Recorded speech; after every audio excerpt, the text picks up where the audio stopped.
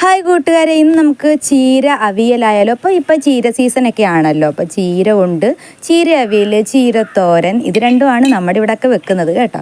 അപ്പോൾ ഇന്ന് ഞാൻ ചെറുതായിട്ട് ചീര വൃത്തിയായിട്ട് കഴുകിയതിന് ശേഷം ചീര ചെറുതായിട്ട് അരിഞ്ഞു വെച്ചിട്ടുണ്ട്.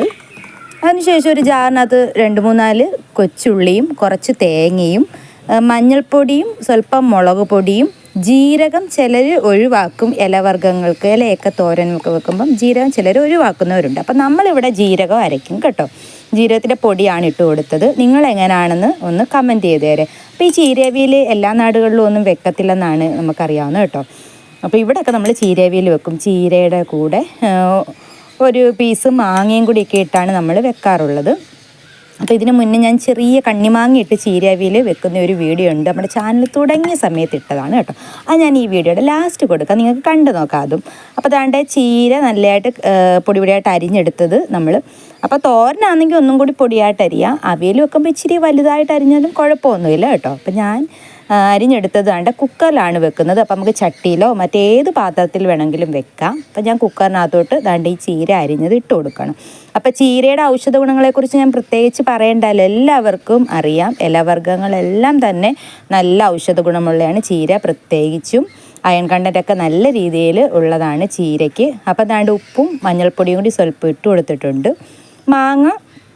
ഒരു മാങ്ങ മൊത്തത്തിലൊന്നും എടുത്തിട്ടില്ല. നമുക്ക് വലിയ മാങ്ങയാണെങ്കിൽ ഒരു പീസ്, അതിൻ്റെ ഒരു പൂള് ഉണ്ടല്ലോ, അത് ഒരു പീസ് മതി. ചെറുതാണെങ്കിൽ കുറച്ചും കൂടി എടുക്കാം. അപ്പോൾ അരിഞ്ഞിട്ടിട്ടുണ്ട്. അതിനുശേഷം നമ്മൾ നേരത്തെ അരച്ച അരപ്പും കൂടി ഇട്ട് കൊടുക്കുകയാണ്. കറിവേപ്പിലയും ഇടാം.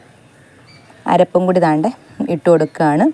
അപ്പോൾ കുക്കറിൽ വെക്കുന്നതുകൊണ്ട് നമ്മൾ ഒന്നിച്ചിടുന്നതാണ്. അല്ലെങ്കിൽ നമ്മൾ ചട്ടിയിലോ മറ്റ് പാത്രങ്ങളിലാണെങ്കിൽ ഈ ഇല വെന്ത് കഴിഞ്ഞിട്ട് അരപ്പിട്ട് കൊടുക്കേണ്ട കാര്യമേ ഉള്ളൂ.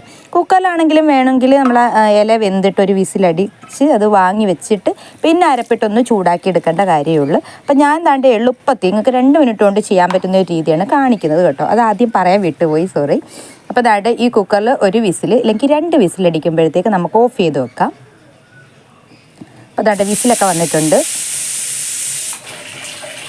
അപ്പോൾ നമുക്ക് ചീര വെള്ളച്ചീരയുണ്ട്, കുപ്പച്ചീരയുണ്ട്.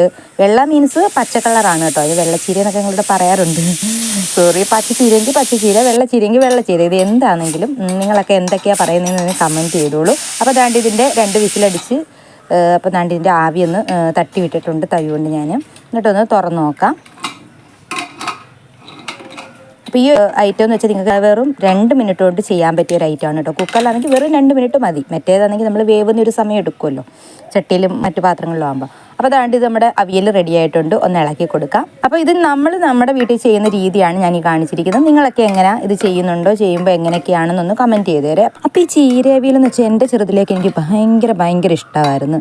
എന്താണെന്ന് വെച്ചാൽ നമ്മളിങ്ങനെ ചോറി പുരട്ടുമ്പോൾ അതിൻ്റെ കളറൊക്കെ അടിപൊളിയല്ലേ, പിന്നെ അതിൻ്റെ ഒരു ടേസ്റ്റും എനിക്ക് ഭയങ്കര ഇഷ്ടമായിരുന്നു. പക്ഷേ ആ ഒരു ടേസ്റ്റൊന്നും ഇപ്പം നമ്മൾ കടയിൽ നിന്ന് വാങ്ങിച്ച് ചീര വെക്കുമ്പോൾ ആ ഒരു രുചിയൊന്നും വരുന്നില്ല കേട്ടോ. പക്ഷേ ഈ ഒരു ചീര, ഇന്നത്തെ ഈ ചീര അവിയൽ ഞാൻ ടേസ്റ്റ് ചെയ്തപ്പം എനിക്ക് അത്ര നല്ല ടേസ്റ്റായിട്ട് തോന്നി.